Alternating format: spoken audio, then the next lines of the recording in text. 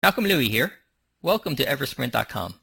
Today we're speaking with Chris Ciunci, the founder and managing partner of TribalVision, a fast-growing outsourced marketing firm that provides a flexible, cost-effective alternative to traditional marketing solutions. Welcome to the call, Chris. Thanks, Malcolm. Thanks for having me on the call. Chris, you grew your company's revenue from $2.5 million in 2014 to $6.1 million in 2017. And now you're on track to hit $6.8 million in 2018. To achieve this rapid growth, what was your number one sales or marketing objective, and what challenges did you overcome to get there? Hi, Malcolm. Yeah, I would say that what my real objective was, it was interesting. It wasn't really just I never had a target in mind, and this might sound, crazy coming from a marketing firm, but it's not as if I said back in 2013 or 14 we're going to grow from 2.5 to 10 million, let's say, or to 7 million, and this is exactly how we're going to get there. I really had much more of a bit of a narrow focus of an obsession, to be frank, with when I was at 2.5 million a few years ago. It was, okay, what can I be doing to just completely wow the customers that I have so that I can ultimately then gain their trust for them to then be advocates for me for future opportunities, whether it be within their own organizations or that I can leverage to find others. So myself and I have a partner, Damien Cabral, the two of us just set out to make sure that, we had really amazing experiences with our clients that they could feel, and then from there we could, if we earn their trust, we could then ask them for references and ask them for testimonials that we could then be using to try and find new business. And so that was really the focus that we had, and it worked. I mean, if you take a look at our website, we now have close to 20 clients on video talking about the work that we've done. We have close to 30 5-star client client testimonials on Google between our two offices, and that's really the reality that we wanted to create during those years. And I then just coupled that with digital marketing channels that we refer to our other clients and set up for other clients to get that word out, right? Whether that be through email, whether that be through LinkedIn, whether that be through the landing pages of our paid search efforts. We really made sure then that we could deliver that message in the most cost-effective ways with the channels that we were leveraging. And that was also a good story, right? Because we could then tell clients and prospects, look, this is what we're doing for ourselves, how we're growing our own business, and we can do the same for you. So it's really always been our strategy, and so far it's served us well. Yeah, you always have to kind of think twice when you see a marketing company that doesn't use their own tools and services to market themselves.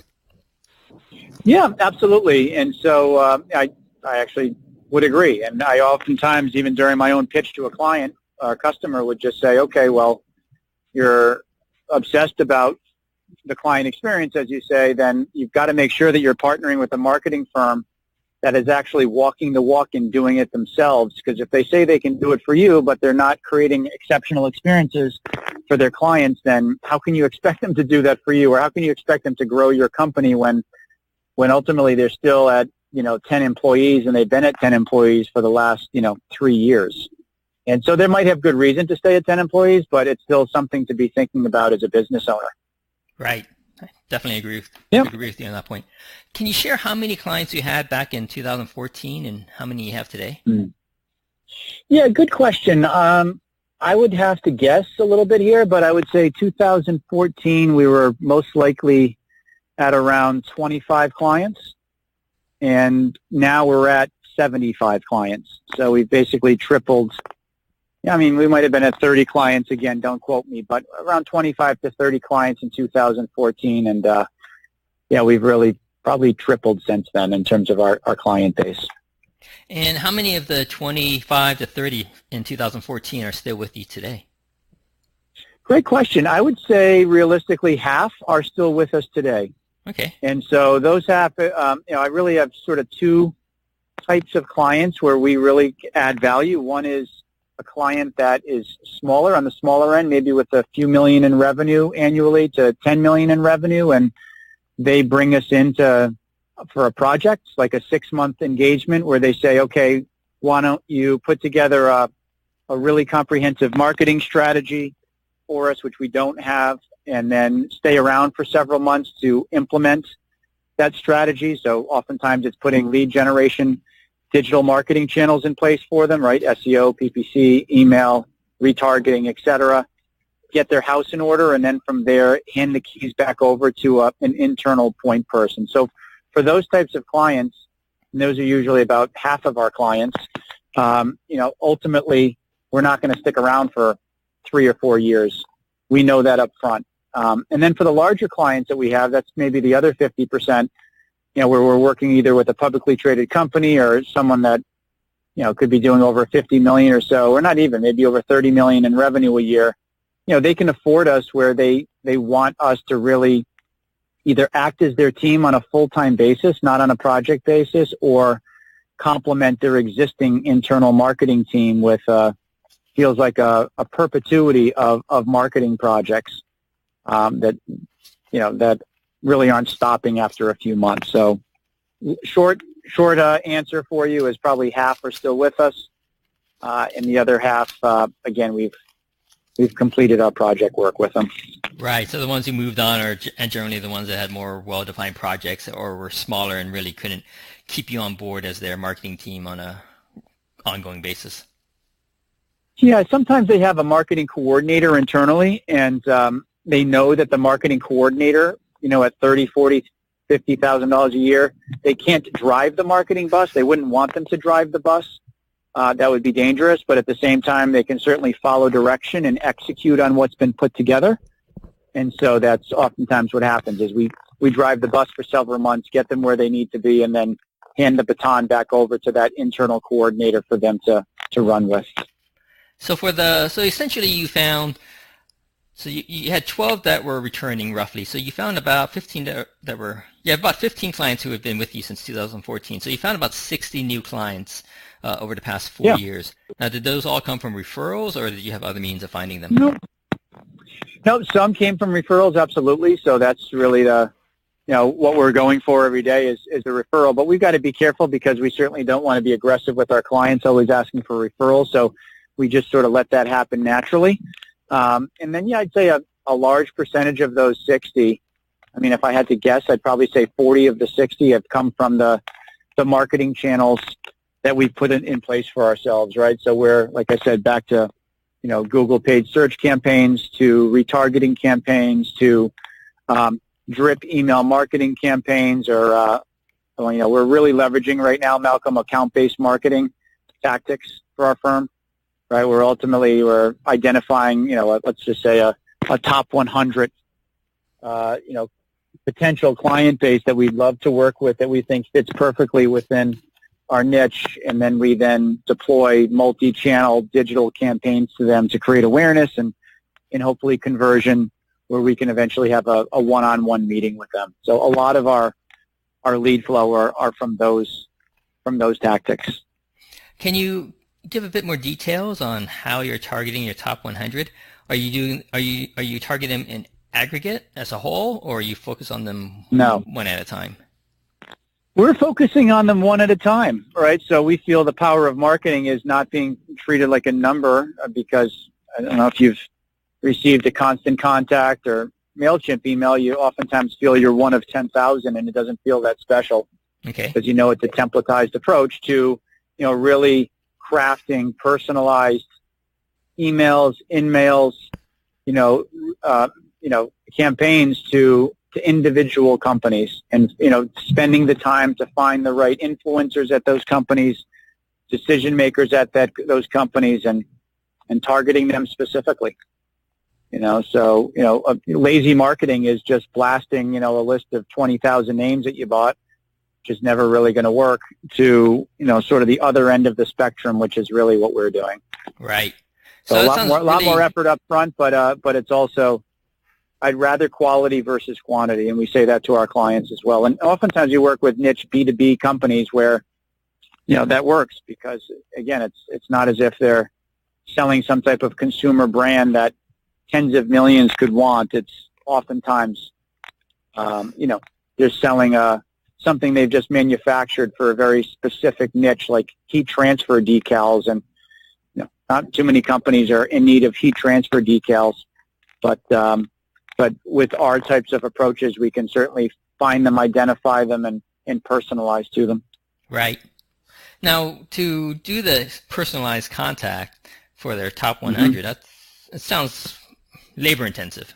It is a bit labor intensive, right? But at the same time, again, we have a whole partner team here at TribalVision where, we leverage, for that type of role, we would leverage, we have marketing associates that we use. We oftentimes have interns that we use also where, at TribalVision, where, they're doing that lower end work that is actually really some of the most important work that we do. Okay. Because if you don't find the right contacts and we're not personalizing the messaging properly, then the conversion rate's going to be much lower. So yeah, it is a bit more labor intensive. I mean, don't get me wrong, we also are mixing in more automated marketing as well, right? So we're certainly using, we have a platform called a partner that we use called Active Campaign, where we're also making sure that we're sending out emails, for example, to a client and prospect list that we've built over the years organically. So don't get me wrong, that's not our only marketing effort is personalizing to a top 100, right? We have retargeting campaigns that we put together. We have, like I said, Google paid search. We're always obsessed with search engine optimization and optimizing our website. I mean, we're very proud that if you were to Google outsourced marketing firm, wherever you are in the country, TribalVision will now be on the first page, most likely. And we've put a lot of sweat and tears into that to make sure that's happened for us. So, it's a multi-channel approach that we've used, and over 9 years of being in business, we've refined, and we're continuing to refine. But yeah, there's some proven channels that have certainly worked for us. And again, back to eating your own cooking, right? It's like you were saying before. Yeah, I mean, that's a great value proposition in a sense, right?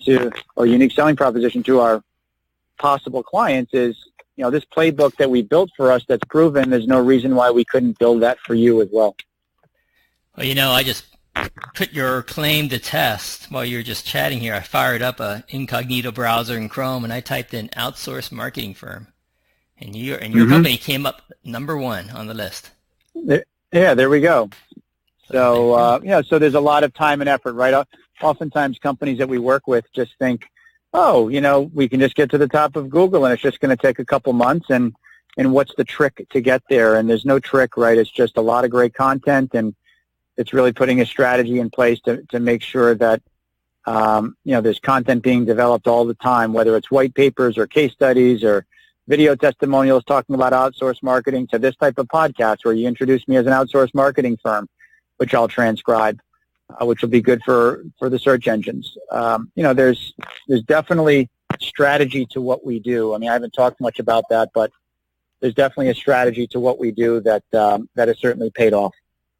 Yeah, for sure. Number 1 rankings on a term like outsourced marketing is not easy to achieve. Yeah, at one point we were on, it was pretty cool, outsourced marketing. If you went to Wikipedia on it, it isn't the case anymore, unfortunately, but we were also even listed as a reference via Wikipedia. So that was very exciting for us as a firm as well. So, part of the secret sauce, Malcolm, there isn't really a secret sauce, right? But part of the reason for our success is we've decided who we are as a firm. We're not a marketing consulting firm. We're not an ad agency. We like to position ourselves in a very different way as an outsourced marketing firm, and then start to tell our story around what that means versus what's out there with the traditional agency. And I think that also, that messaging component has really served us well. And we say the same thing to our clients, right? If you're just like everybody else and you're not messaging yourselves in ways that really enable you to stand out very quickly in a consumer's mind, then it's going to be very difficult to achieve the results that you're expecting. Yeah, I agree. For the years to come, say the next 3 years, what are your targets? What are your objectives? Yeah, interesting. So when I started this, 9 years ago, I was all about clients, and I was all about the client comes first, and it's all surrounding how can we get more clients.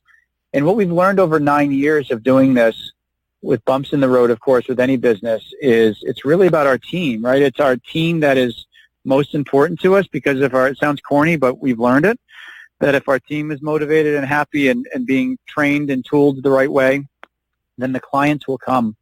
And so really, we just finished a company retreat just a few days ago, and literally just about all of our 50 slides that we put together for that company retreat revolved around our team, revolved around training to make sure they continue to stay on top of their games and they feel motivated that this is the right place for them to continue to learn and to grow and to be engaged.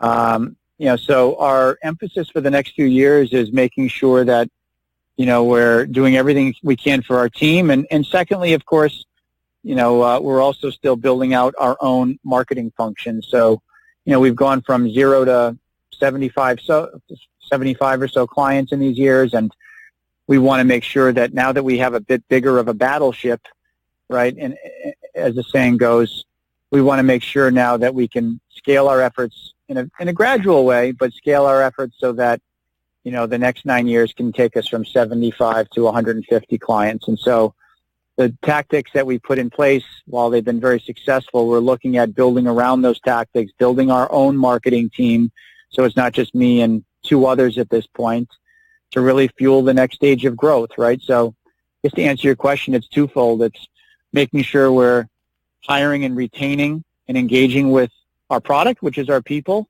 making sure that they're here for years to come because they're so valuable. Without them, we have nothing. And at the same time, also making sure that we have a clear path for growth to make sure that we have customers that can fuel everything that we want to do, because without new customers, we won't have a business.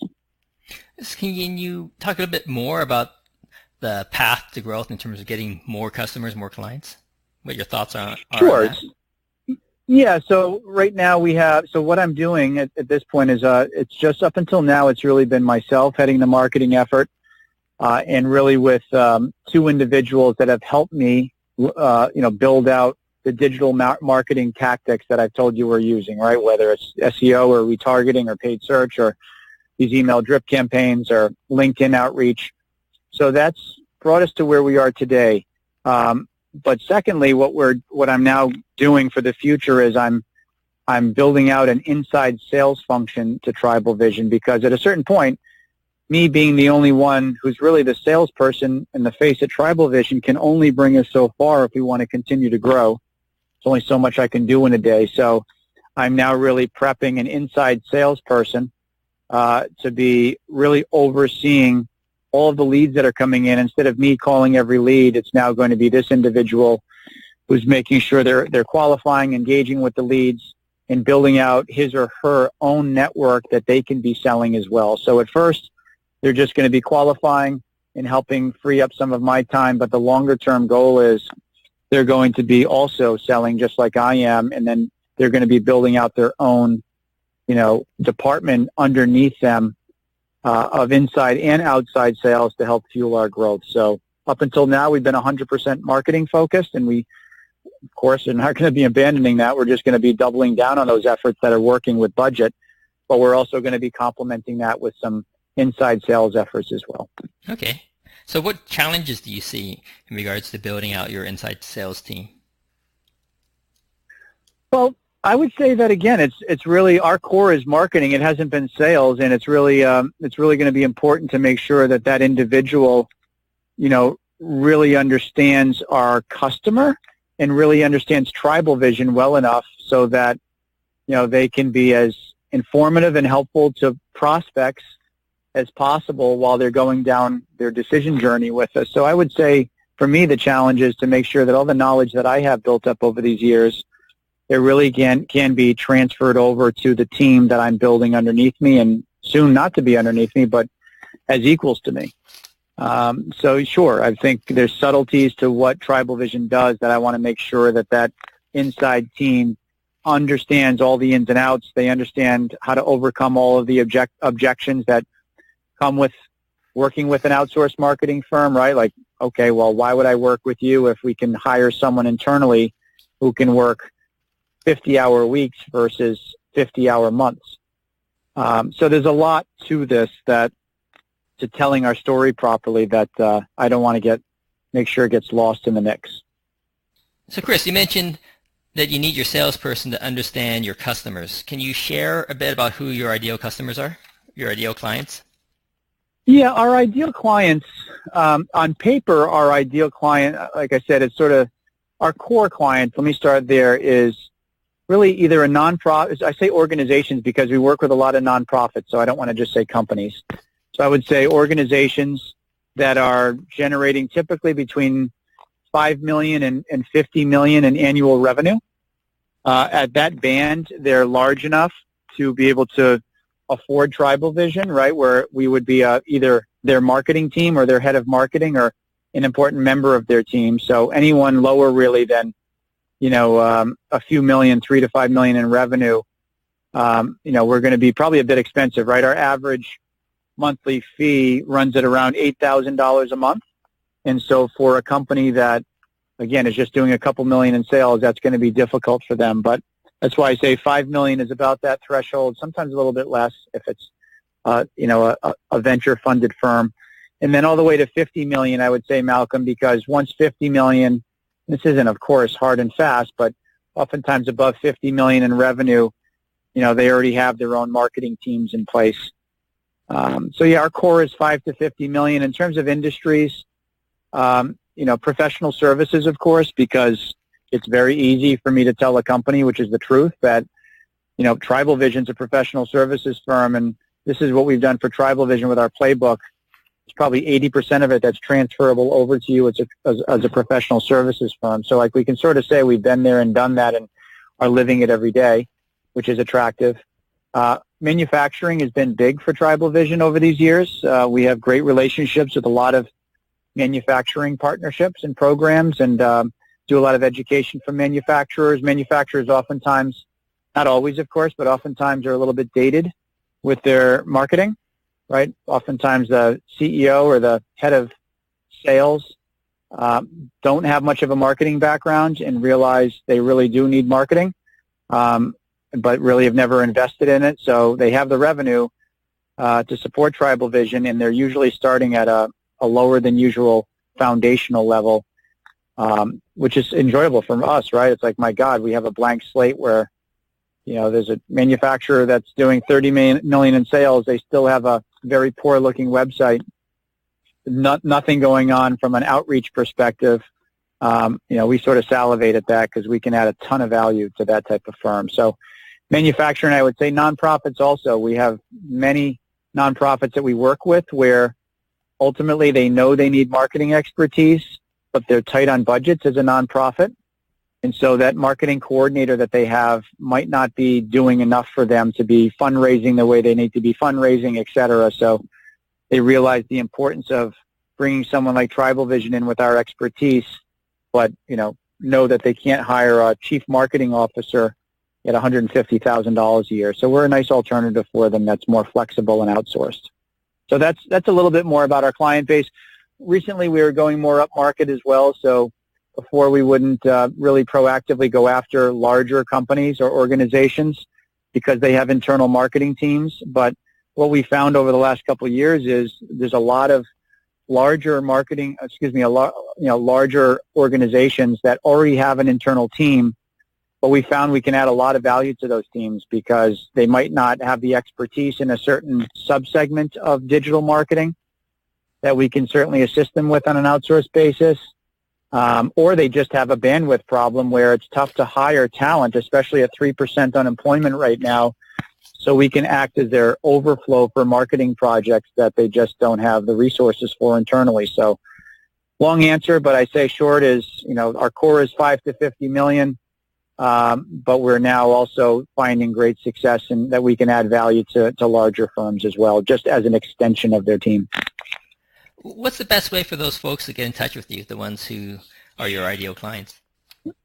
Yeah, I would say they can just jump on our website. It's www.tribalvision.com, one word, tribalvision.com, and they can fill out a form there with their specific need. Or they can just call the 800 number that's on our homepage as well. That's probably the fastest way to get in touch with us. Thanks for joining us today, Chris, and sharing how you grew your company so fast. Yeah, thanks so much, Malcolm. I appreciate it. Hopefully your audience got something out of it today. We've been speaking with Chris Ciunci, the founder and managing partner of TribalVision, about his company's rapid growth. For interviews with other fast-growing companies or to learn how we can increase your firm's high-ticket sales through automation, visit eversprint.com.